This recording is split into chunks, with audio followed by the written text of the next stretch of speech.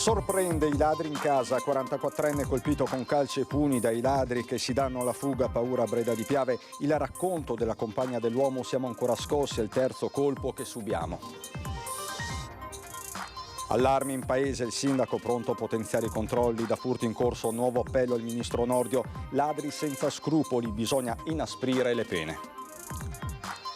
Un delitto troppo efferato, Pieve di Soligo, la rabbia della comunità dopo le scuse dell'assassino di Adriano Ormelin e la richiesta di giustizia riparativa che potrebbe portare a uno sconto della pena. Ha consegnato la figlia dodicenne al compagno per soddisfare le sue voglie sessuali, mamma 41enne condannata a 4 anni e mezzo di carcere. 84enne di Castelcucco cade vicino al letto e non riesce più a rialzarsi, l'anziana bloccata per 18 ore, l'intervento della polizia locale stamattina. 100 milioni di danni, altri 500 per investimenti di manutenzione, il costo salato dell'ondata di maltempo nel bilancio della regione, preoccupati per il futuro del Piave, dice Zaia, nella Marca 500.000 di danni solo per le strade. Legge sul fine vita nella politica regionale, restano lo scontro e il dibattito in vista della discussione in Consiglio. Stefano Geller stasera ospite di Ring. Dopo il grande successo del musical, Reda Canziana presenta il film del suo Casanova, appuntamento nei cinema il 27, 28 e 29 novembre per un evento unico. Bentrovati, buonasera telespettatrici, telespettatori di Antenna 3. Tanti fatti di cui dobbiamo darvi conto questa sera nell'edizione trevigiana dei nostri telegiornali. Prima però il sondaggio di Ring che torna anche questa sera a partire dalle 21:15 su Antenna 3. Legge sul fine vita, chi deve decidere? Questo il sondaggio, la Regione o il Parlamento? Se optate per la Regione, il numero è quello in verde 0422 1626691, se deve decidere invece il Parlamento, il numero in rosso 0422 1626690. La chiamata come sempre è gratuita, il tema di strettissima attualità. Dicevamo la cronaca, tanti i fatti a partire dal furto con aggressione al padrone di casa che si è registrato ieri sera a Pero di Breda di Piave. Il racconto, partiamo dal racconto della compagna dell'uomo. Siamo arrivati a casa dal lavoro, il mio ragazzo era già dentro e praticamente era in garage, è andato in bagno, sentiva dei rumori e praticamente quando è entrato in salotto si è visto 2 persone che l'hanno aggredito, ha cercato di difendersi ma l'hanno buttato per terra. Hanno cominciato a tirargli un po' di calci, lui si è difeso, insomma li ha mandati fuori c'era una terza persona che faceva il palo e poi sono scappati in mezzo ai campi. Sono sequenze violente quanto drammatiche, quelle vissute da una giovane coppia di Breda di Piave, Simona e Mirko. Entrambi, ancora sotto shock, preferiscono non mostrarsi in volto. L'incubo poco dopo le 6 di sera in via Marche a Pero, una strada tra i campi fatta di cortili e villette. Qui i ladri non si sono fatti scrupoli, colpendo il padrone di casa ripetutamente. L'uomo ha tentato di difendersi. Gli hanno tirato un po' di pugni di calci, ma erano tutti incappucciati, dalla parlata sembravano stranieri, non hanno detto molto, però sì, non è riuscito a riconoscere ovviamente. Che tipo di accento? Sembravano africani, sì, comunque con la pelle scura, lui ha visto un po' di pelle, sembrava pelle scura. Sul posto arrivano i carabinieri, un alert specifico viene pubblicato anche sulla pagina social Furti in corso. Alla fine a sparire è una colanina che si trovava nella camera da letto messa a soqquadro. L'uomo ha riportato delle lesioni superficiali. Scosso, adesso comunque è pieno di botte e poteva andare peggio, per carità. Tanta paura sicuramente perché non siamo tranquilli, infatti questa notte l'abbiamo passata in bianco. Insomma, speriamo che non succeda più. Eppure è già successo, per questo, se possibile, il senso di insicurezza è ancora più profondo. A giugno di 2 anni fa, era di notte, sono entrati, hanno messo sul quadro la cucina e noi eravamo di sopra che dormivamo. Quindi eravate in casa anche all'epoca? Esatto. Quindi speriamo che non si ripeta più. E a Breda inevitabilmente c'è apprensione con il sindaco che promette ulteriori controlli e l'attivazione del controllo di vicinato. L'associazione Furti in corso si appella invece al ministro Nordio, ladri senza scrupoli, inasprire subito le pene. No, guarda, è una disperazione, veramente una disperazione. Io tante volte ho paura perché sono convinta magari di aver chiuso il cancello, la porta, e tante volte mi trovo il cancello aperto al mattino. Molto probabilmente cercano di entrare. Ho preso 2 cuccioli di cane che avvertono se c'è qualcosa che non va. Furti ne ho subiti 2 e quindi mi sono attrezzato. A Breda, come in buona parte della Marca, furti e tentati furti continuano. Stavolta però ci sono elementi che alzano il livello di preoccupazione. E sembra che non sia la classica banda dell'Est che si occupa di questa situazione, ma sia una banda di nordafricani.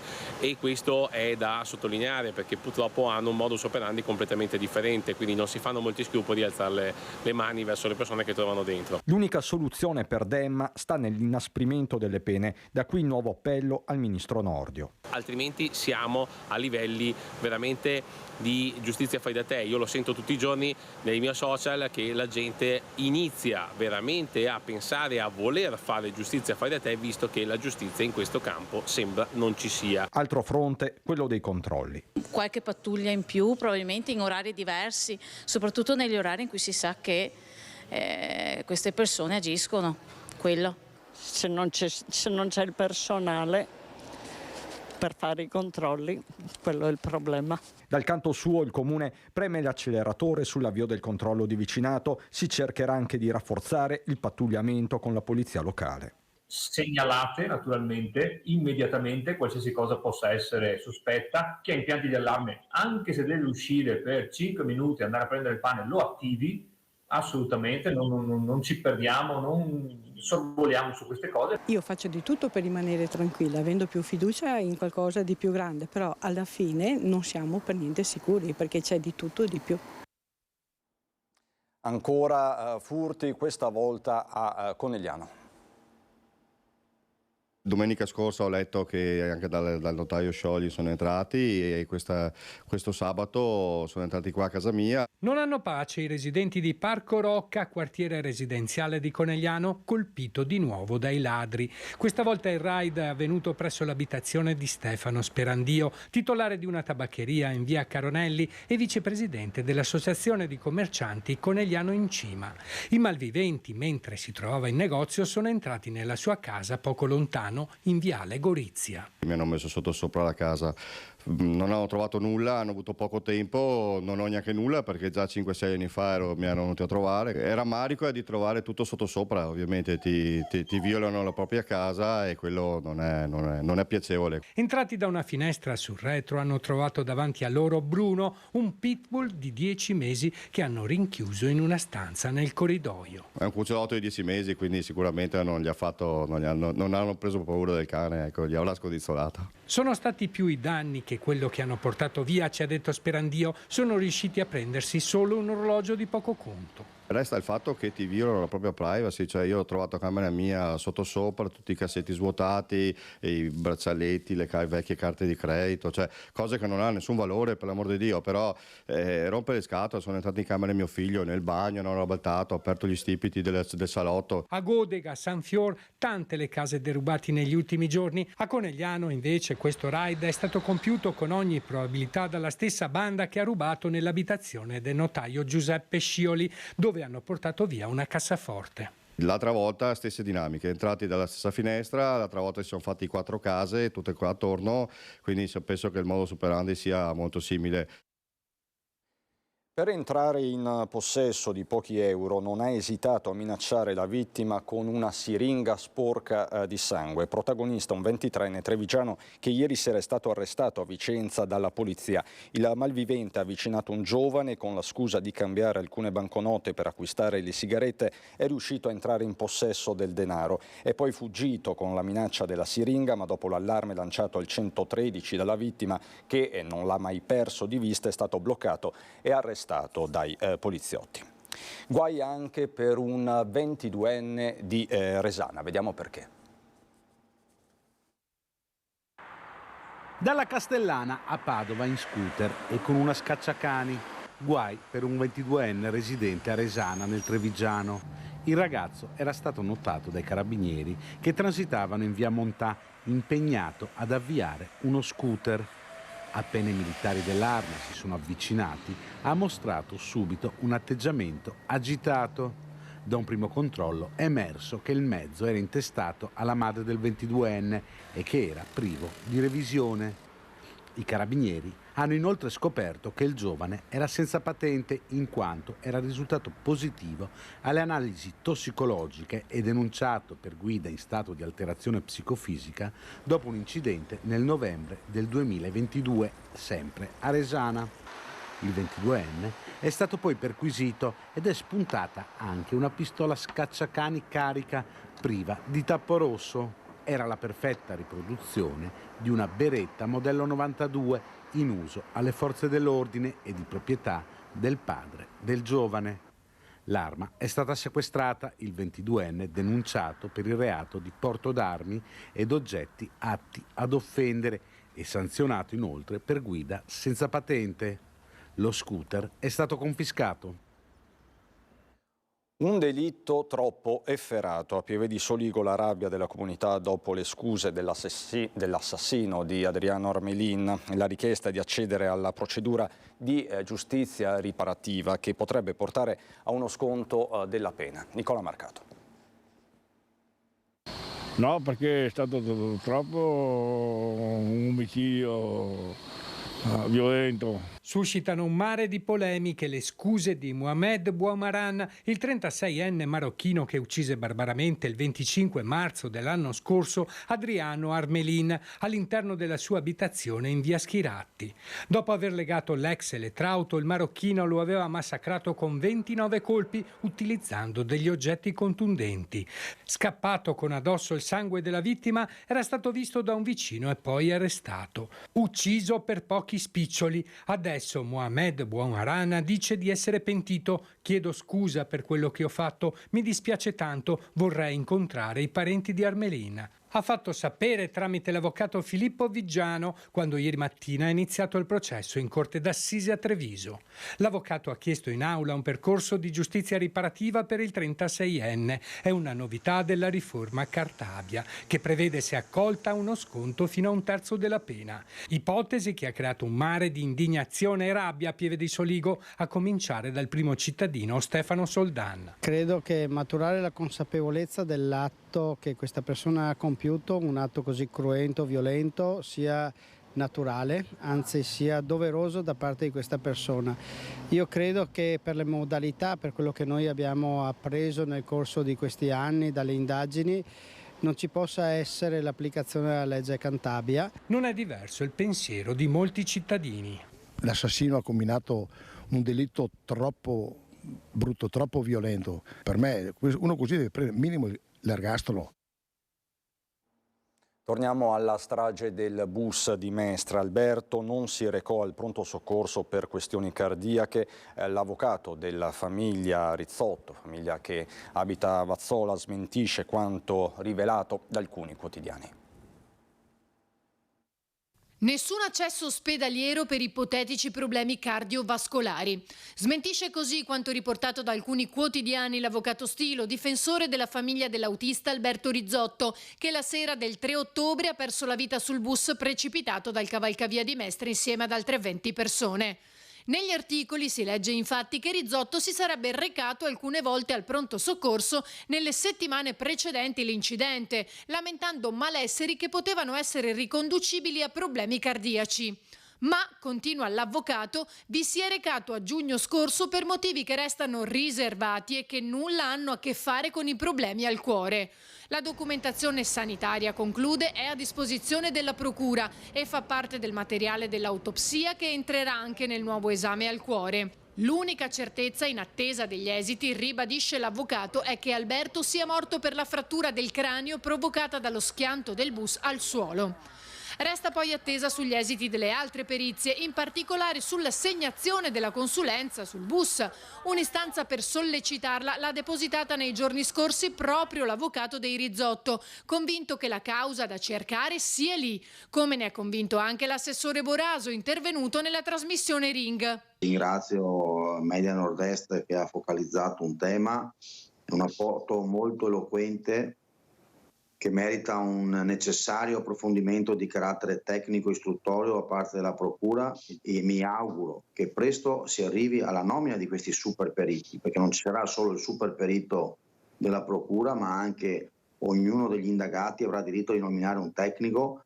Eccola qui, questa è una foto clamorosa, eloquente, c'è qualcosa che manca, c'è qualcosa che è successo su quella ruota che si vede totalmente fuori asse rispetto alle altre ruote. Intanto giovedì l'ingegner Migliorino tornerà sul cavalcavia per un secondo sopralluogo, prelevando questa volta anche dei campioni di guardrail. È cominciato questa mattina a Treviso il processo a carico di una capotreno napoletana quarantenne residente a Udine. Secondo le indagini la donna non avrebbe prestato soccorso a Marco Cestaro, il 17enne trovato in fin di vita il 13 gennaio 2017 dopo essere stato travolto da un treno nei pressi della stazione di Lancenico.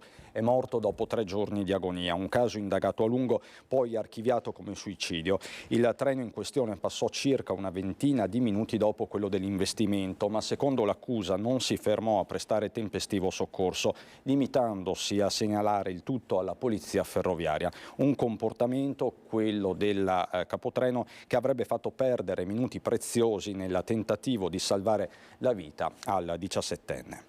Una vicenda terribile arriva sempre dal Tribunale di Treviso, dove una donna, una madre di 41 anni, è stata condannata a 4 anni e mezzo di reclusione per violenza sessuale nei confronti della figlia. La procura aveva chiesto 6 anni e 8 mesi di reclusione. Alla fine il verdetto del giudice di Treviso, al termine del rito abbreviato, ha fissato la pena a 4 anni e 6 mesi. Finirà quindi dietro le sbarre la 41enne trevigiana accusata di violenza sessuale nei confronti della figlia minorenne, ceduta di fatto al compagno per squalli di giochi erotici. È l'estate del 2019 quando la donna costringe la figlioletta, all'epoca dei fatti 12enne, a intrattenere dei rapporti intimi con l'uomo, un calabrese, a sua volta a processo per violenza sessuale e in attesa di giudizio. Sullo sfondo un clima torbido. L'uomo, un 50enne, aveva sviluppato nei confronti della figlia della compagna una vera e propria ossessione, non solo non ostacolata ma a un certo punto incentivata dalla madre, che in una occasione in particolare aveva fatto vestire la ragazzina con abiti succinti, invitandola a entrare in camera da letto. Gli atti sessuali subiti sono stati poi raccontati dalla stessa vittima a un coetaneo e poi alla fidanzata del padre. Teatro dell'abuso la casa del trevigiano e quella delle vacanze nel bellunese, ma non finisce qui. La madre ora rischia l'incriminazione anche per diffusione di materiale pedopornografico. Non si sarebbe fatta remore a scattare foto proibite alla figlia, che in udienza avrebbe ricordato il sorriso definito da Joker della madre. Donna di 84 anni cade in casa e rimane a terra per 18 ore. Prima di essere salvata dalla polizia locale, accaduto a Castelcucco, l'anziana scivolata mentre stava per andare a dormire, non riusciva più a rialzarsi e a raggiungere il telefono. Ad accorgersi che qualcosa non andava sono stati gli agenti della locale a mezzogiorno del giorno successivo, allertati dagli operatori che portavano il pasto a domicilio. I 2 vigili che passavano di là hanno rotto il vetro della finestra e sono entrati in casa trovando l'84enne a terra, cosciente ma in stato confusionale. Dopo l'arrivo dei soccorsi l'anziana è stata trasportata all'ospedale di Castelfranco. Voltiamo decisamente pagina, occupiamoci del maltempo dei giorni scorsi. C'è una stima dei danni, un conto salatissimo, 100 milioni di euro tra spiagge erose e frane, ma soprattutto 500 milioni di investimenti da fare. Il punto oggi del governatore Zaia. Oltre ai 100 milioni di danni, direi che è fondamentale ricordare che noi abbiamo la necessità quantomeno di avere $500 miliardi di euro per diaframmare, quindi mettere in sicurezza gli argini che sono stati assolutamente molto sollecitati e quindi oggi hanno l'esito del danno di questa alluvione. E così il conto del maltempo che si è abbattuto sul Veneto sale a 600 milioni di euro. 100 milioni fanno parte della conta dei danni. Le aree più colpite sono le spiagge e le zone montane. Solo a Bibbione 7 chilometri di litorale hanno subito un'erosione di 40 centimetri. Poi ci sono le frane in montagna, in collina, 32 quelle registrate, che impongono lavori sulla viabilità secondaria. È la cifra degli investimenti a far schizzare i conti in alto, con la messa in sicurezza necessaria delle anse dei fiumi. I lavori riusciamo a farli velocemente. Il problema vero è un altro, il problema è che ci vogliono risorse. Ne ho parlato con il ministro Salvini, ma ne ho parlato in senso generale, visto e considerato che il governo dovrà fare ovviamente un decreto e cominciare a stanziare fondi rispetto a quello che è accaduto. 2 miliardi ha già investito la Regione Veneto in grandi opere dopo il 2010 con la grande alluvione. Resta scoperto il fronte del Piave sul quale pende il progetto tanto contestato del bacino alle Grave di Ciano. I ricordi della piena storica del 1966 sono vivi. Per la Regione è quello del Piave il prossimo fronte. Ci dobbiamo concentrare il più possibile sul Piave, perché quel bacino idrografico del Piave è un bacino importante, ce l'ha dimostrato anche durante questa ultima alluvione. In 24-48 ore il Piave si è totalmente riempito d'acqua. Bacini di laminazione, diaframmature degli argini col calcestruzzo perché vanno rafforzati. In queste ore intanto il centro funzionale decentrato della Protezione Civile regionale emette una nuova allerta arancione fino alle 14 di domani per il bacino Po e Basso Adige. Allerta gialla invece nei bacini Basso Brenta, Bacchiglione, Livenza e Tagliamento. In provincia di Treviso sono stati 500.000 soltanto i danni alla rete viaria provinciale gestita dalla provincia di Treviso, che all'orizzonte vede ancora tagli, e il presidente della provincia Marcon non ci sta. La stima dei danni sulle nostre proprietà, chiamiamole così, è di circa 500.000 euro, è una stima prudente.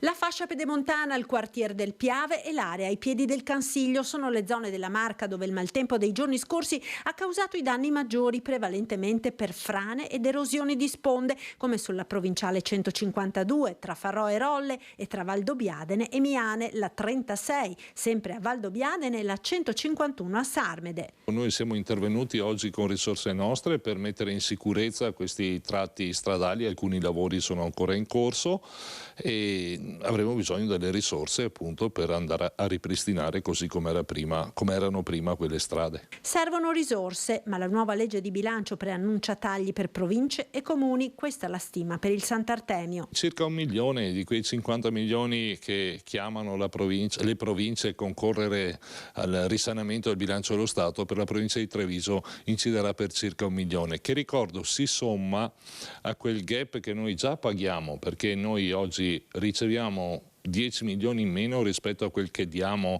allo Stato centrale e quindi torniamo indietro di molto tempo. Un taglio di risorse pericoloso, rincara Marcon. Perché va ad inficiare la manutenzione ordinaria, che poi diventa straordinaria e aumenta oltre che i costi anche i rischi. E a proposito di tagli c'è anche la sanità, ma ne parliamo fra pochissimo.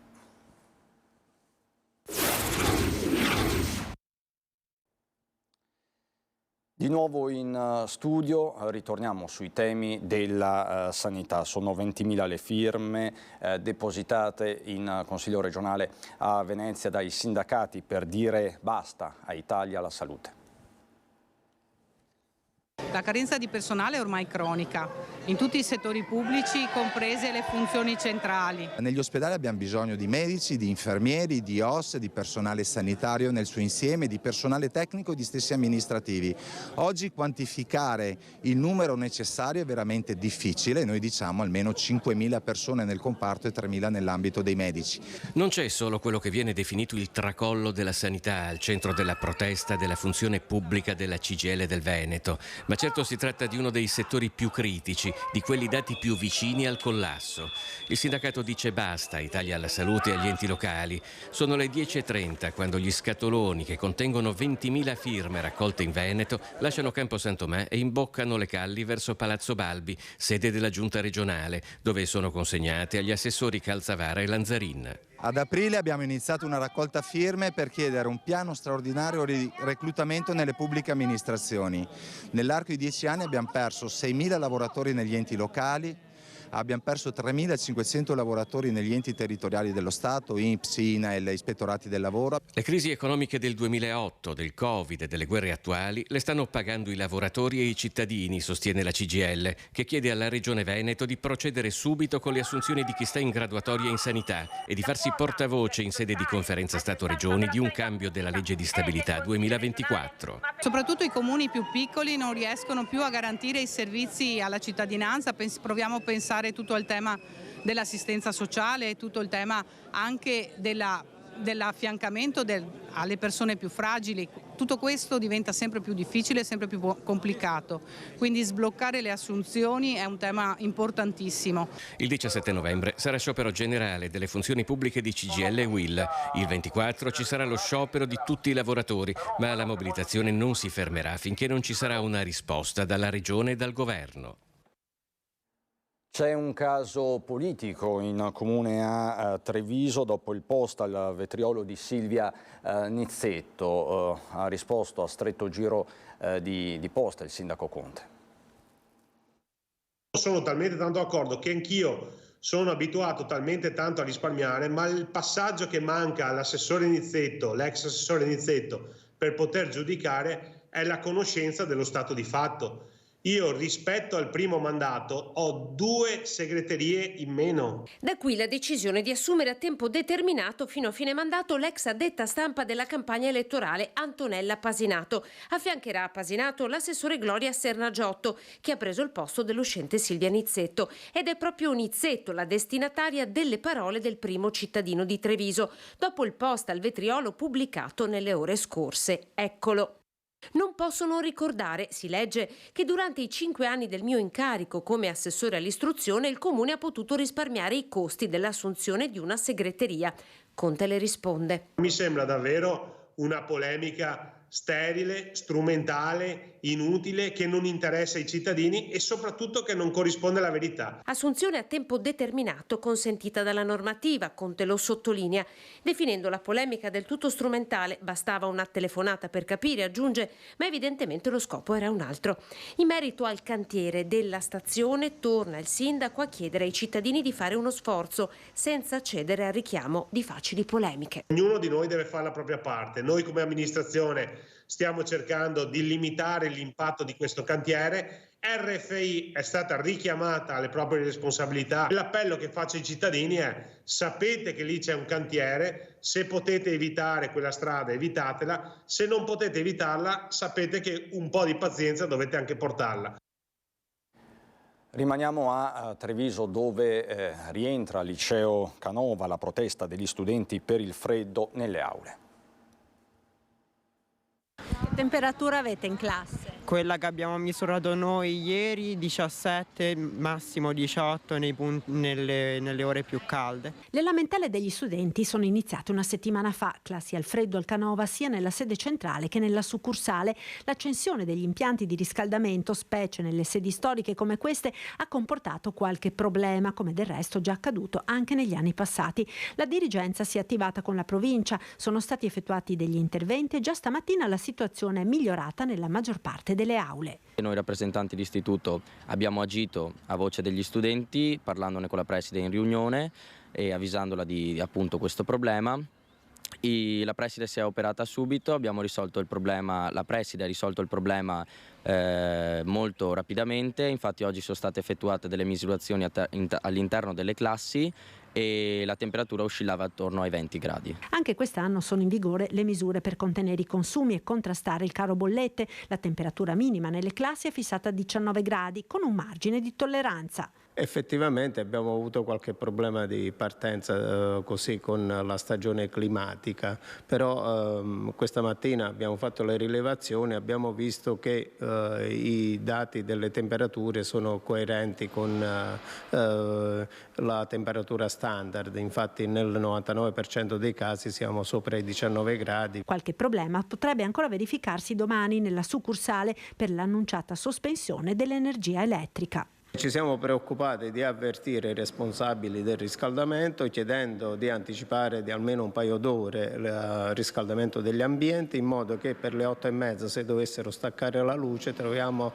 le aule già calde e quindi non dovremmo sentire il contraccolpo. Il dibattito, quello sì caldo sul fine vita in regione, che anima soprattutto il centrodestra, Lega divisa al suo interno. Per Fratelli d'Italia il Consiglio regionale non è il luogo adatto per legiferare su questo, e lo vedete, il sondaggio di questa sera è proprio su questo tema. Legge su fine vita, chi deve decidere, la regione o il Parlamento? Il sondaggio chiaramente è aperto. A tal proposito sentiamo il coordinatore regionale di Fratelli d'Italia, Luca De Carlo, e l'assessore regionale del Carroccio, Marcato. Noi vogliamo lavorare sempre per la sacralità della vita, cioè per rendere a tutti una vita dignitosa, non una morte dignitosa. Siamo anche altresì convinti però che non sia la sede regionale la sede più competente per trattare temi come questi, che sono delicati e che presumirebbero discorsi molto più ampi e molto più approfonditi. Quindi credo che non debba essere una regione a legiferare su un tema così delicato, e comunque noi saremo sempre dalla parte della cultura della vita, anche perché se si innesca un processo per il quale anche solo qualcuno possa essere percepito come uno scarto, è qualcosa che credo che sia contrario ad ogni principio umano, e quindi credo che noi voteremo no. La decisione che il Consiglio regionale è chiamato a prendere riguarda solo le tempistiche di fatto su una norma che già esiste, quindi non è che andiamo a dire se siamo d'accordo o meno sul fine vita.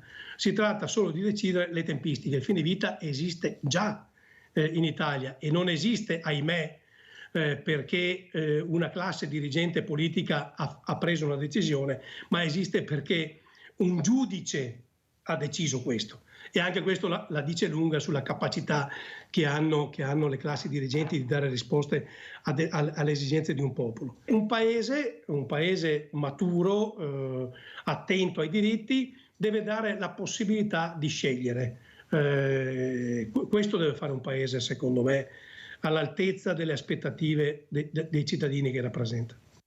E voltiamo decisamente pagina. Lo spettacolo, dopo il grande successo del musical, Reda Canzian presenta il film del suo Casanova. Venezia, regina dei mari, signora del Settecento, è giunta al tramonto della sua storia millenaria. È un grande giorno per questa città. Casanova è stato definito il musical più di successo della stagione 22-23, abbiamo preso anche il premio Flaiano per questo come miglior musical e abbiamo toccato oltre 100.000 persone. Con la tournée, con lo spettacolo teatrale non siamo riusciti ad arrivare in tutta Italia, perché l'Italia è lunga e stretta, è fatta di tantissime città. Per cui ci auguriamo di farlo poi nella ripartenza, che mi auguro sia a ottobre del 24, però intanto il film darà la possibilità, o attraverso il DVD o attraverso proprio la visione nelle sale cinematografiche, avrà la possibilità di essere goduto. Vanzina, il regista, è venuto a vedere il musical a Roma e mi ha detto: hai fatto un'opera teatrale cinematografica, e questo mi ha fatto venire in mente l'idea di fare il film. Adesso, allora, sta uscendo il DVD, che è un doppio DVD, c'è il film dello spettacolo e c'è un DVD di backstage dove si racconta come nascono queste idee, come prendono forma i sogni. Ora verrà proiettato in più di 150 sale in giro per l'Italia, e verrò anche a Silea, nel mio paese, al The Space. Saremo lì il 27, 28 e 29 con la proiezione del film. Alle 8 di sera del 27 andrò a presentarlo insieme a mia moglie e a tutti quelli che vorranno venire, dei miei amici. Verrà anche la sindaca di Silea, che ha seguito la nascita di questo progetto anche lei, e poi a Luci di Marcon lo presenterò alle 9, e insieme a me a Marcon ci sarà anche Matteo Strucul, che è l'autore del libro al quale io mi sono ispirato per fare il musical. Venezia, amore!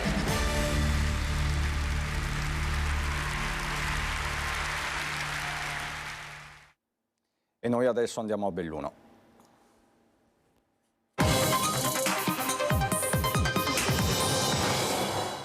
Lutto cittadino giovedì prossimo, giorno dei funerali di Walter Locatello, il vigile del fuoco tragicamente scomparso la sera dello scorso 2 novembre, inghiottito dalle acque del canale Riù a pochi chilometri dal lago di Santa Croce. È la decisione della Giunta Comunale di Alpago che si è riunita questo pomeriggio. Intanto online è scattata una raccolta fondi per sostenere il piccolo Martino, il figlio di Walter, il figlio che Walter aveva avuto dalla sua compagna lo scorso agosto.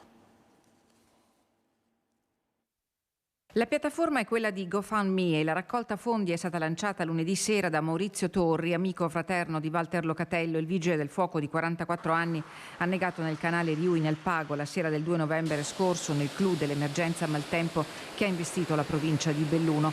Walter, si legge nella descrizione della sottoscrizione popolare, era diventato papà di Martino da soli 2 mesi dopo lunghi anni di intenso desiderio di paternità. E Martino è un bimbo bellissimo che regala a chiunque profondi sorrisi ed espressioni che ricordano tanto il suo papà. La scomparsa prematura di Walter Locatello, vigile del fuoco in prima linea in scenari d'emergenza come la tempesta Vaia, il terremoto dell'Aquila e l'alluvione in Emilia-Romagna, ha lasciato attonita un'intera comunità che oggi gli vuole essere riconoscente con una raccolta fondi attivata per dare un aiuto concreto al suo bambino, affinché possano essere lenite le preoccupazioni legate alla sua crescita e alla sua formazione e per sostenere Sibile, la giovane madre che ora affronta una situazione difficile non solo dal punto di vista emotivo ma anche economico.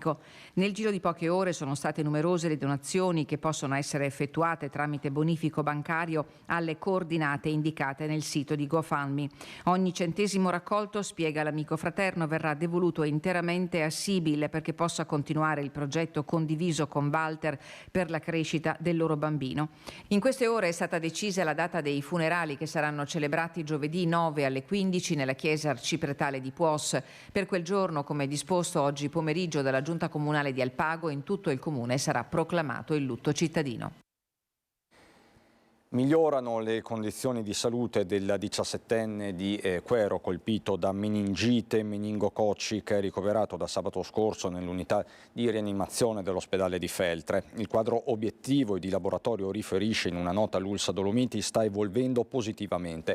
Il Dipartimento di Prevenzione ha quasi completato le telefonate di sorveglianza attiva ai contatti di caso del ragazzo. Tutti sono stati sottoposti a profilassi e al momento non sono state riscontrate situazioni che facciano pensare a possibile contagio. A 10 giorni dall'ultimo contatto con il caso osservato, periodo massimo di incubazione della malattia, le persone sottoposte a sorveglianza sanitaria riceveranno una telefonata che chiuderà il periodo di osservazione.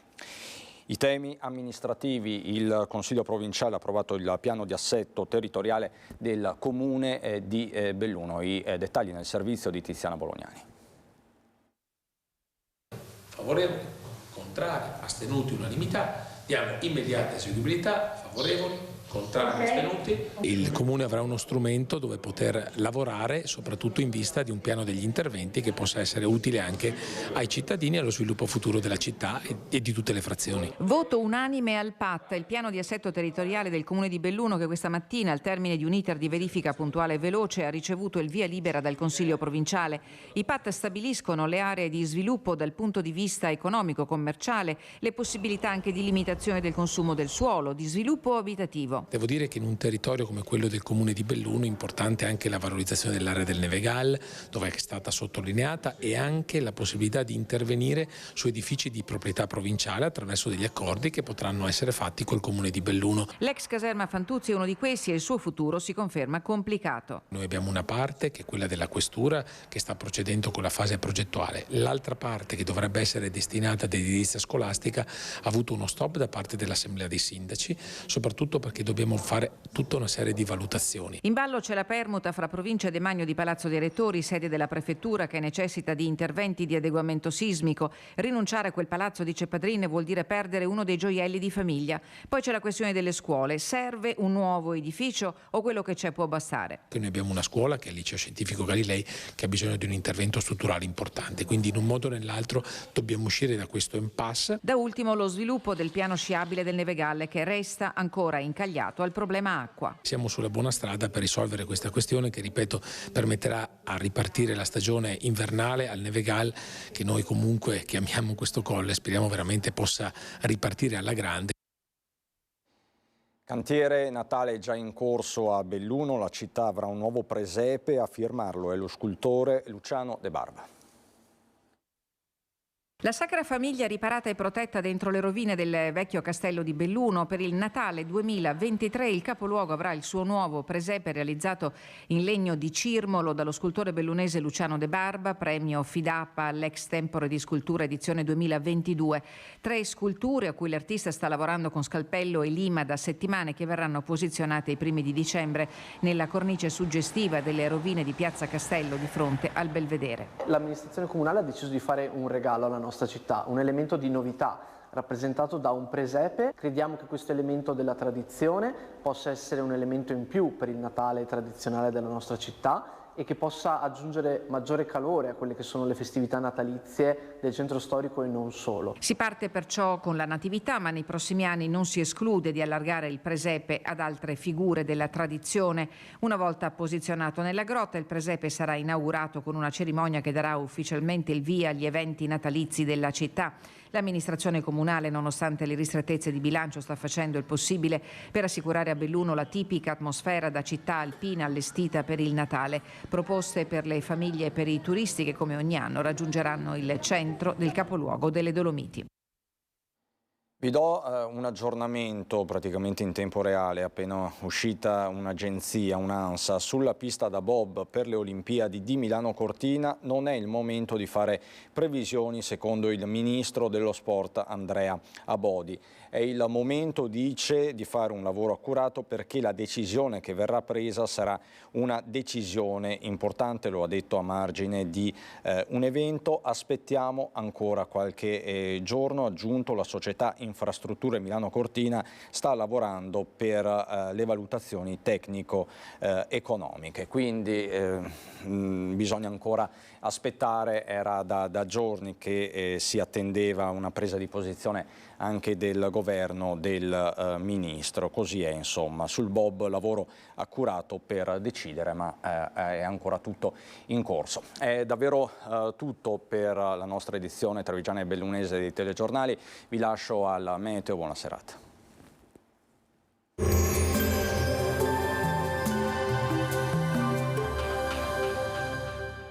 Entra nel mondo Lolato. Da oltre 40 anni un team di professionisti per migliorare la qualità della tua vita. Centro del piede con servizi di podologia. Laboratorio per la produzione di plantari e calzature su misura. Benvenuti al meteo. Previsioni per mercoledì 8 novembre. Sul Veneto cielo sereno o poco nuvoloso. Di notte previste nebbie sparse sulla pianura e nelle zone prealpine. Non sono attese precipitazioni. Temperature in sensibile calo, minime comprese tra i 4 e i 9 gradi, massime intorno ai 12-15 gradi. Sul Friuli Venezia Giulia tempo stabile con prevalenza di cielo sereno, localmente poco nuvoloso. Nella notte e al mattino possibili locali nebbie sulla bassa pianura. Temperature minime comprese tra i 6 e gli 11 gradi, massime tra i 15 e i 17 gradi. Sul Trentino Alto Adige è previsto cielo sereno o poco nuvoloso, non sono attese precipitazioni. Temperature ancora in diminuzione. Minime comprese tra i -2 e i 2 gradi, massime dai 7 ai 13 gradi. Dal meteo di Antenna 3 è tutto, arrivederci.